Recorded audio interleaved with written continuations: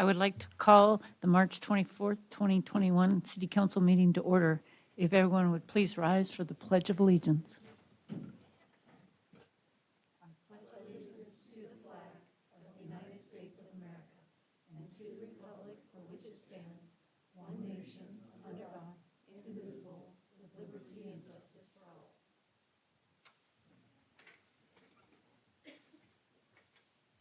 Will the clerk please call the roll?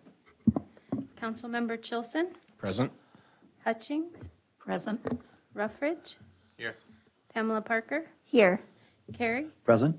Vice Mayor Parker. Present. You have a quorum. Thank you, Madam Clerk. May I have a motion to approve the agenda and consent agenda? I'll make a motion to approve the agenda as presented. I'll second then.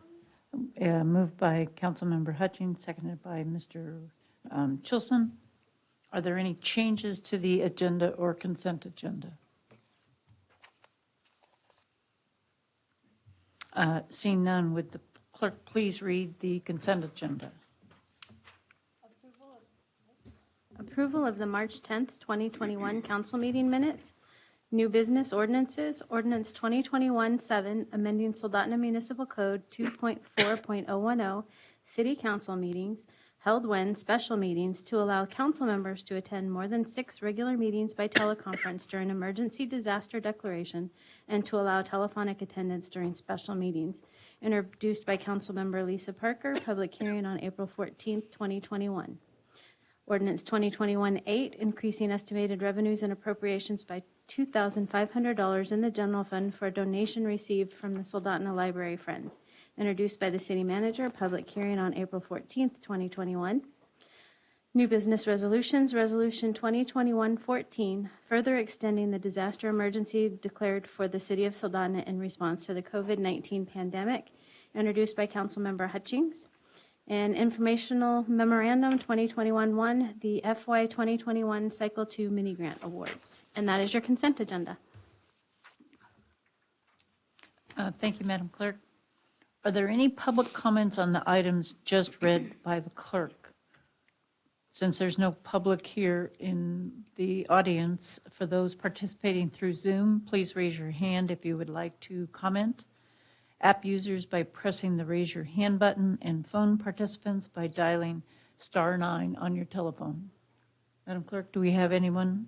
Thank you, Vice Mayor Parker. There are no hands raised. Thank you. Having no one wishing to speak, the approval of the agenda and consent agenda is back before the council. Are there any council objections to approving the agenda and consent agenda? Councilmember Carey. Thank you, Madam Chair. Not an objection, but I had a question on the mini grant awards. I was disappointed there were only 3, and what I wanted to ask, could we be provided, again, at the next meeting or whatever, a little bit of history on the numbers of mini grant applicants there are, and again, what we award? Again, like I said, the 2 that were chosen were wonderful. I was just disappointed we didn't have more. And I'm not opposed to anything on the consent agenda. Thank you. Thank you. I see staff taking note. I do recall I thought there were 3 applicants, but only 2 were awarded. So, thank you. Any other objections or comments on the consent agenda? Seeing none, the agenda and consent agenda are approved. We're now down to Item 4, public comments and presentations. Are there any members from the public who would like to speak on any item not appearing on the agenda? I will again read for those participating through Zoom, please raise your hand if you would like to comment. App users by pressing raise your hand button, and phone participants by dialing *9 on your phone. Do we have anyone, Madam Clerk? There are no hands raised. All right, thank you. Moving on to Item 5, Assembly and Legislative Report. Are there any representatives from the borough or the state in attendance who would like to speak? Madam Clerk, do you see anyone on Zoom from the Assembly or Legislative? Thank you, Vice Mayor Parker. No, there are no present. Okay. Seeing no one there, we will move now to item number 6, public hearings. The first item under public hearings is ordinance 2021-005, adopting the all-hazard mitigation plan. May I have a motion to enact? Mayor Carey, or Councilmember Carey? I move the adoption of ordinance 2021-004, adopting the all-hazard mitigation plan update by the city manager. And it was seconded by Councilmember Hutchings. May we have a report on this ordinance from the administration? Thank you, Madam Vice Mayor. I'd like to ask John Zarneski to give the administrative report. Good evening. So before you is an update of the city's hazard mitigation plan. This is something you tend to see every 5 years as updates are required. And they're required to ensure that we remain eligible for state and federal disaster assistance. The plan has already received its pre-adoption FEMA review, and we received the approval letter, which means it's ready for it to be accepted by FEMA pending your approval and then pending approval at the borough level. And as you probably know or have seen in the past, hazard mitigation plans they're pretty cookie cutter. They identify hazards, they identify mitigation strategies, and then give you an implementation schedule. So they're all pretty standardized, and ours is really no different. This plan, if adopted, would become part of the borough's multi-jurisdictional plan, and that allows for greater sharing of information, greater consistency between the plans. So that is a good thing. It will also put our timelines at the same period. So when theirs comes due, ours will come due, and we'll be able to use a lot of the data that is collected at their level for inclusion in our plan. Again, from here, it goes to the Planning Commission if it's approved, and the Borough Planning Commission, if they recommend approval, goes to the Assembly, and then with their adoption, we send all those materials back to FEMA for final blessing. And that is the end of my report. Be happy to answer any questions. Any questions?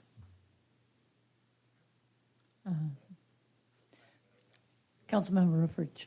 Thank you. I just wanted to, obviously, this all looks great. I just had a question on the Appendix A was my only question, where it goes through sort of the, I guess, status update on the goals that are here. And I just had a question on a couple because it was something that I hadn't seen in any other documentation to date. Consider joining the NFIP, and then that says remains a goal in the current plan. I'm assuming that's something about like flood insurance. When I Google it, seems probably that fits with the hazard mitigation plan. And then the other one was the water sewer across the river, an additional or an alternate line crossing, and that remains a goal. I guess that I didn't know why. It seems like NFIP, I don't know what the process is to either join that or why that's ongoing or if we need to do that to protect some of those areas along the Kenai River. And then the other one was not sure why it's a goal to have an alternate sewer line, but that was just a couple questions I had. Sure, through the mayor.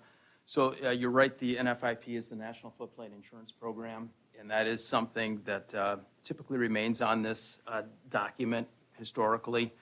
Because this is a FEMA program, we're asking for FEMA funds. They want to ensure that we are, aware of their programs and considering their programs. We have looked at that program in the past. Our last review found that we had one building, one structure that is actually within the floodplain, within all of city limits. So the risk to Soldotna is minimal with regard to flooding. And that's one of the reasons why we've never pursued that, nor have we had a request from the public to pursue that. The other item that you mentioned, I believe, was the extension of water sewer over the Kenai River. And I think that can best be defined, and Kyle can correct me if I'm wrong, but best be explained by that it would provide a loop, that it would provide the ability for the water system that flows K Beach and then up to, I believe it's College Heights or College Avenue, up to the college, and then to be able to connect back across the river and into the water line at Redoubt.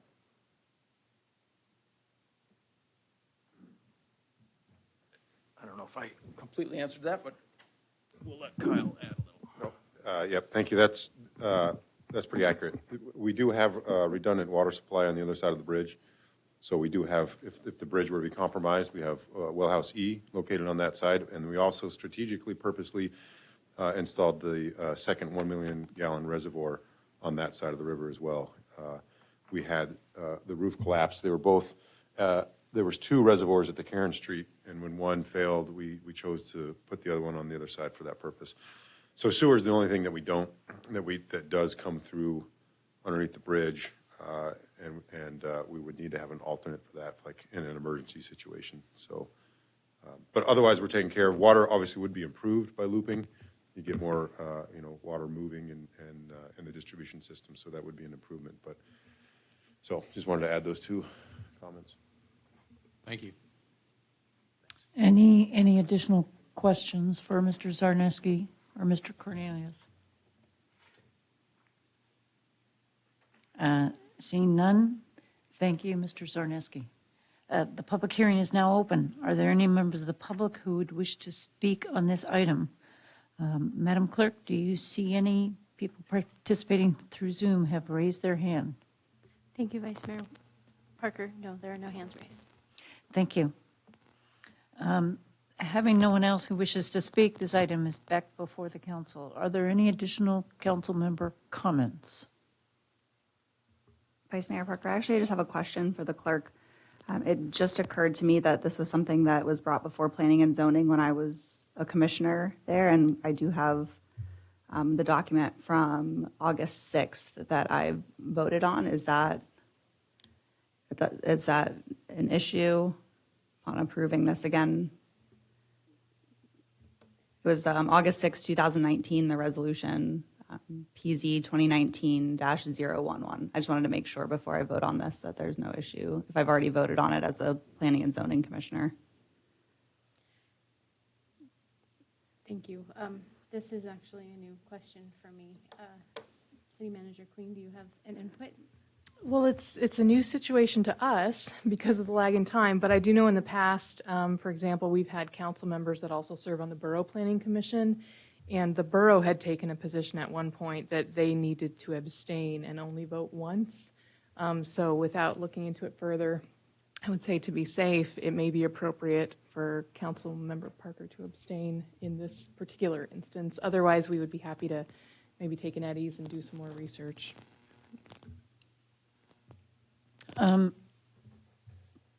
Personally, I don't see a conflict. However, to avoid any conflicts and to keep this process moving, we will rule that Councilmember Pamela Parker should abstain from voting since she did previously do this. And for the future, maybe do some research or check it out to see what the status is, because I suspect in the future we will have people coming from the Planning Commission to council and be in a position like that in the future. So that would be my ruling. Thank you for bringing that forward. Welcome. I apologize that it just now occurred to me as we were. I was like, I knew this looked so familiar. I couldn't have just read it 2 weeks ago. Are there any other council member comments? And seeing none, would the clerk please call the roll? Councilmember Chilson, Yes. Hutchings, Yes. Ruffridge, Yes. Carey, Yes. and Vice Mayor Lisa Parker. Yes. You have 5 yes votes and 1 abstention. Thank you. Ordinance 2021-005 has been adopted. Moving on, we have for second public hearing, ordinance 2021-006, increasing estimated revenues and appropriations by $13,000 in the airport fund for a grant provided by the Federal Aviation under the Coronavirus Response and Relief Supplemental Appropriations Act for the Soldotna Municipal Airport. May I have a motion to enact? I'll move to enact ordinance 2021-006. Second? I'll second. Thank you. Report from the administration. Thank you, Madam Vice Mayor. I'd like to ask our Public Works and Airport Manager, Kyle Cornelis, to give the report. Thank you. This ordinance will authorize the city manager to enter into a grant agreement and it would also appropriate $13,000 in the airport fund to be used towards a broad swath of eligible expenses, including payroll, utility service contracts, and items generally having a limited useful life. These grant funds total $13,000 and are provided by the FAA under their Airport Coronavirus Response Grant Program. This was a second round of coronavirus-related funding that came through the FAA and was distributed to all eligible airports. Through the allocation method, the city of Soldotna's portion was $13,000. We recently did this with the first round of funding, which was, I believe, around $30,000. So this is the second and, as far as I know, the final round of airport funding through the coronavirus federal appropriations. That concludes my report. Thank you. The public hearing is now open. Are there any members of the public who wish to speak on this item? Do we have anyone on Zoom? Thank you, Vice Mayor Parker. No, there are no attendees with their hands raised. Thank you. Bringing it back before the council. Are there any council member comments or questions? Seeing none, I do want to thank FAA once again for providing us with these funds. If the clerk would please call the roll. Councilmember Chilson, Yes. Hutchings, Yes. Ruffridge, Yes. Pamela Parker, Yes. Carey, Yes? Vice Mayor Lisa Parker. Yes. I'm sorry, and Student Representative Cox. Yes. You have 6 yes votes. Thank you. That concludes our public hearings for this evening. New business is all consent agenda. Brings us down to mayor and council reports. The mayor did not provide me with anything that he wanted to have shared at this meeting, and as vice mayor, I have nothing to offer at this point. Council reports from boards and commissions. If Mr. Cornelius would give us a report from the Airport Commission meeting of March 18th. Yes, thank you, Vice Mayor Parker. We had a good meeting. I'll very briefly go through some of the items we discussed. The first item was kind of a winter conditions update. Discussed our winter maintenance, snow and ice control policies at the airport, our ongoing snow battle, similar to what we have in town. We've got a lot of asphalt out there. And it's important to remember that we have a great airport that has low rates and high user satisfaction, and we're able to achieve that with no dedicated personnel. So the same maintenance crew that do the snow removal and street maintenance in the city also do it at the airport. And most of our users are really appreciative of our response time and our ability to keep rates low and have a well-functioning airport despite all the different weather conditions we get. So it's important that we keep folks updated on their expectations at the airport. So for instance, if we have a storm and then a nice bluebird day, a lot of pilots and aviation enthusiasts want to get out and fly. And for the most part, we got folks on skis and straight skis and things that's conducive to that. So anyway, a good discussion on that.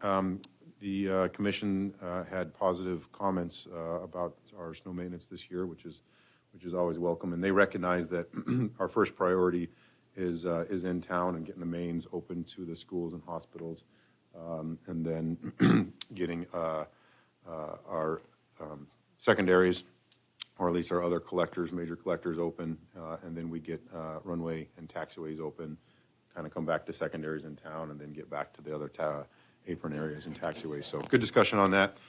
Probably the bulk of the time we talked about a lease rate study. I brought this forth to the commission to talk about whether or not adjusting lease rates, and the current protocol under our standard leases is a 2.5% increase annually.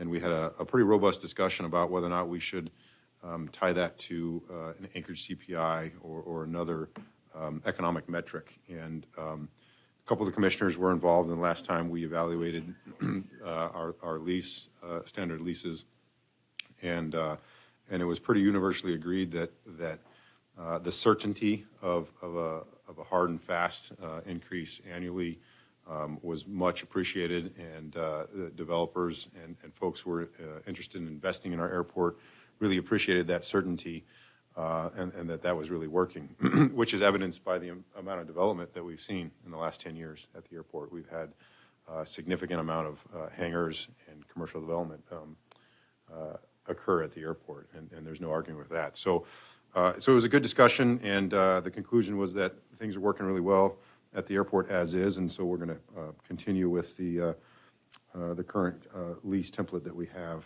in place. Talked a little bit about grass and field maintenance. We have a pretty large grass infield. I've been in discussions with the city of Kenai. They will shortly have a new mower, and we'll be surplusing some of their equipment.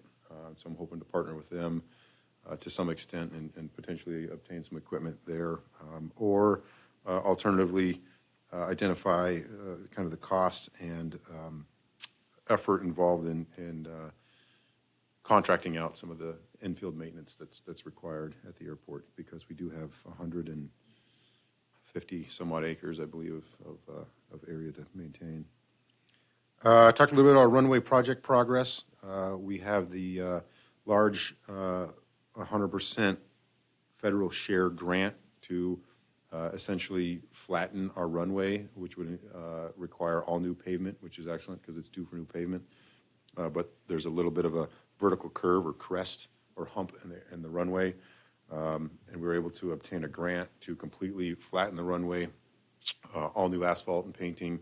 While we're doing that, all new edge lighting, so we'll have new LED edge lighting, and we'll also be filling in some low spots and depressions that create ponding areas. So a little update on that. That's scheduled to get started again in May, and it will disrupt operations on the runway.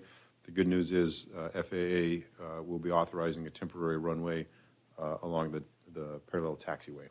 So it will really only impact aircraft operations that require the full 5,000 feet, which for us pretty much entails jet aircraft only. And there's only a handful of those. So I'll be reaching out to those folks, and we will have quite a bit of public outreach with the user groups and stakeholders at the airport in regards to that project. And then finally, I apprised the Airport Commission on a couple of delinquent account statuses that we have. I've been working with the city attorney to develop a protocol and a FAA process for filing a lien and addressing some of the few delinquent accounts we have for tie downs at the airport. So that concludes my report. Thank you, Mr. Cornelius. Any questions? Quick one. Yeah. When the city enters into a lease agreement with the public for hangar space or other developments at the airport, what's the typical duration on that?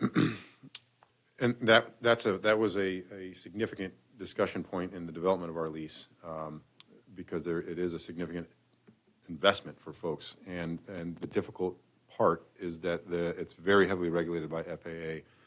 FAA controls the airspace, but when we accept millions and millions of dollars in grants, we also sign up for about 48 and growing grant assurances that then impose a lot of other regulations, such as no residential use at the airport, through the fence use, texting while driving, surprisingly, is in the grant as well.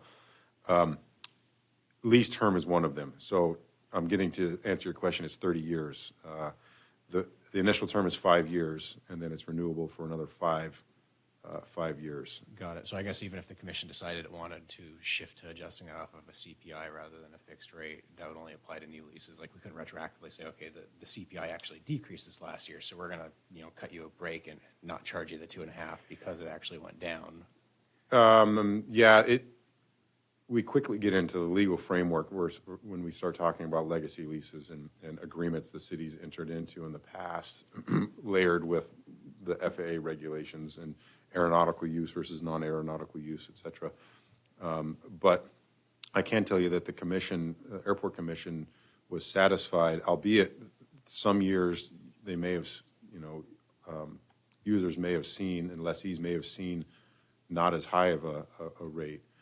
But as you know, it fluctuates. And it was specifically decided that 2.5% was the right number to incentivize development. And the results have shown that. And that's even discussed in ACRP guidance criteria in regards to fee schedules for airports, particularly federally obligated airports. It's not singularly about revenue generation. That's a part of it, but it also has to, the attractiveness of the airport to incentivize develop it is directly related to the healthy fund balance and the revenues that are generated at the airport. So I can tell you that it wasn't that long ago that the airport fund was in the red and routinely needed assistance from the general fund and was a point of contention even at the council level for many years not that long ago. And the debate of the merits of a municipal airport was a necessary conversation, much like a library or other entity or other provider at the airport. That's no longer the case. It's solidly in the black, and it is very Is healthy. that because of FAA grants that we've been frequently getting over the last few years, or is that just? No, that has negatively affected the fund balance because those grants have historically required a local match. Got it. And in fact, the airport fund has required a interfund loan. We did an ordinance and codified the ability to have interfund loans. And the general fund has loaned the airport fund over the last, we did it twice, in order to accept the grants and pay our local match to get the payment, a lot of the payment work done. So that's negatively affected the airport fund. The good news is we paid off that interfund loan last year. So the second one, I think the first one was around $200,000 and the second one was a little bit less than that. So it's the airport fund is really healthy. And it's growing every year, and that's due to the development. The single most revenue stream that's responsible for that is the lease payments. We do have modest tie-down fees. There is a landing fee for aircraft 12,500 pounds and over. There's other parking fees. The lion's share is from lease payments, and we've systematically had more lessees and development, hangars primarily. Okay, thank you. Any additional questions or comments from council members? Seeing none, couple of comments. With the snow removal, have you been able to move the snow off the runways, of course, but far enough away that when we get into our continuing to break up, that we won't have any impacts at the airport? Good question. We do have lots of snow at the airport. Yes, we establish snow storage areas. We have such a large apron area. We've got defined taxiways, and then we have just really big apron areas. And so in the winter, we put candles, the type of cones that you see, the long and skinny ones, and designate snow storage areas. And then we do have a dedicated blower, loader and blower, and then we have our other blower and graders. So we do have the equipment to stash the snow. And then we've got a pretty robust drainage swells and the infield areas for the meltwater to go and the breakup. So, it's going to last there for a while because we pile it all together. So I think we're going to have some late snow there into the late summer. But the hardest part out there is the transition for aircraft owners when it's in between ski season and wheels. And so the folks that have wheel skis are okay, but the patchwork is tough when you can't quite make it on your skis because you got patchy asphalt and ice, but it's not quite wheel season. So, but I think it's in great shape. We've got positive comments back from users, and yeah, there's a big pile of snow out there. The other hard part is lighting. We have so much snow, the edge lighting gets buried, and with the LED technology, it doesn't melt the snow as it used to. So we actually have to have a body go out there and do some shoveling. And we've got great airport users that let us know when that's happening and sometimes assist. So. Okay. I did notice when I was at Anchorage Airport here recently that in the infield areas where, like where the air cargo is, they were removing the piles of snow and taking it to wherever they were transporting it to so that they wouldn't have those issues in Anchorage. My other comment, I'm surprised that 150 acres of grass at the airport, that's a lot to mow. So thank you for your report. That brings us to item 9, the city manager's report. Mrs. Queen. Thank you, Vice Mayor Parker. I've provided a written report that is 2 memos in the packet with some updates as well as an update from the Finance Director, Imholt, on our use of contingency funds to date. A couple other things that we're looking into. I sat in on a webinar from the Alaska Municipal League on the American Recovery Act, the most recent federally funded stimulus bill. And at this point, we are still waiting a lot more information, and I think that information will be slowly coming on the various pieces of that plan and which ones may be impactful to the city. But at this point, we do estimate some funding will be coming directly to the city, approximately $1 million, a little bit less, and that the eligible uses for that will be similar to the CARES Act funding, but more expansive in terms of allowable uses for that funding. I think that those rules and the guidance from Treasury are literally being written, and as soon as we learn more about that, I'll be able to provide an update. Another thing that came up in several meetings this week was a discussion about the potential for a $3 trillion infrastructure bill at the federal level. And there's some folks are hopeful that it may be seeing bipartisan support. And so Mr. Cornelis and I and Mr. Zarneski are going to probably do some outreach to our federal delegation, making sure that they're well aware and versed and have whatever resources they need about the projects that are important to the city of Soldotna, because there may be an opportunity for funding for projects through a federal infrastructure bill, although it's going to be a very crowded field of folks seeking that funding. So we'll just continue to follow that. And I think that concludes my report. I'd be happy to answer any questions. Questions for the city manager? Did you have your hand up, Mr. Rufford? No?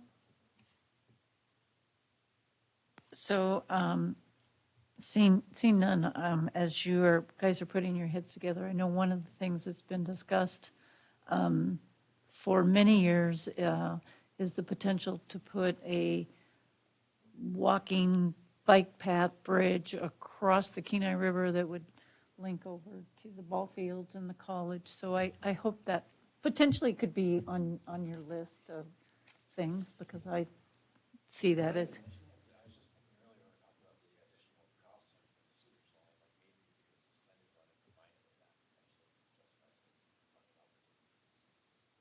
Thank you. That project was on our 5-year plan at one point, and at some point it fell off, but we would be happy to communicate any potential projects that might receive funding, and that one would need a big batch of funding. So we will take that under advisement. Thank you. Thank you. Any further comments, questions for the city manager at this time? Seeing none, that brings us down to item 10, public comments. Members of the public will have 3 minutes to comment. Is there anyone from the public who wishes to comment? Clerk, is there any remote attendees wishing to speak? Thank you, Vice Mayor Parker. There are no hands raised. Thank you. That brings us down to item 11, council member comments, and we will start off with council member Cox. Thank you, Vice Mayor.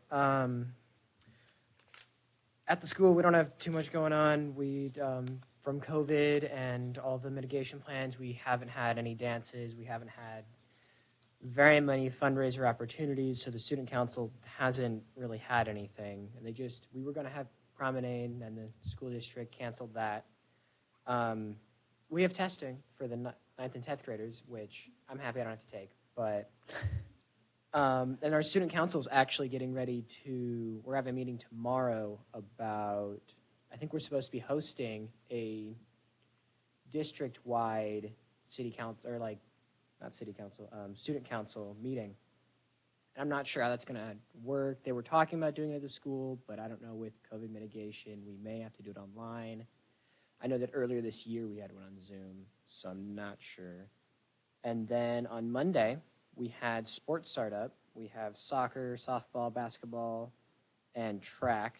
And then for the first few days, we had basketball, baseball, softball, soccer, track, and then basketball, which is hard when we have only inside so high.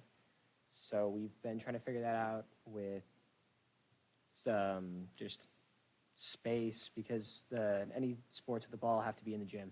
So we can't use the commons. They've got display cases. So that's interesting. I've actually got practice here at 7:30 tonight. Thank you, Councilmember Cox. Any questions? I would note that, and ask, so the state has now allowed for anybody 16 and older to get vaccines. Has there been talk amongst folks at SoHi about vaccines? Yes, and I've actually gotten mine. So I got my first one, I don't know, a week or two ago. I'm not sure. I get my second one on the 30th. But I have friends who've gotten theirs. I have friends who are very opposed to getting theirs. It's pretty widespread. They're all over the place. And then because 10th and 9th graders aren't old enough yet. But I know there's a few that are like, oh, on my birthday or a week after my birthday or whatever, they're going to go get theirs. And then I'm not sure what's happening with testing for younger kids. But I do know younger kids will be getting it, or at least some people will when they can. 9th and 10th grade, or 11th and 12th graders have been getting theirs, or at least some of them have. At Kenai as well, I've got some friends, and they've been doing that. So I do know it's getting out, but like adults, some kids won't be getting it. Sounds like the students at SoHi are kind of like everybody in the community. Some want it, some don't. So we have a choice to make. So thank you. I'm going to go across the room to Councilmember Parker. I don't have anything for tonight. Thank you. Okay. Councilmember Ruffridge. Thank you. I just was remarking or thinking that when I turned 16, the last thing in the world I thought I was excited to go get was a shot. It was my driver's license, so things have certainly changed. I was very excited to see lots of water on the street today. I feel like spring has maybe sprung. I don't know, but fingers crossed. It's been a trying and very lengthy winter, I will have to say. But I am just really happy to see how we're progressing in our community. Just a lot of effort being put forward into our health and well-being when it comes to at least our COVID response. But I actually have to say lately I've been really impressed with the effort that has been made on a lot of fronts, both economically and mental health well-being, just how we're taking care of our parks. We just did actually had a phone call from a person who was trying to bring a group of homeschoolers out to the park, and they weren't certain whether the ice path out there was still being maintained or not, and they were just gonna go for it. And they actually texted me a picture that morning, and it was pristine. I mean, it was like the ice was zambonied, and it was like the sunrise, and it was like they had big thank yous. So props to our Parks and Rec group for that. And I think there's been a lot of impetus being put